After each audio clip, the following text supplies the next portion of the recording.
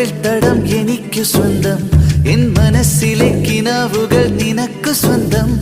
നാം പരസ്പരം ഇനി മുതൽ നമുക്കു സ്വന്തം.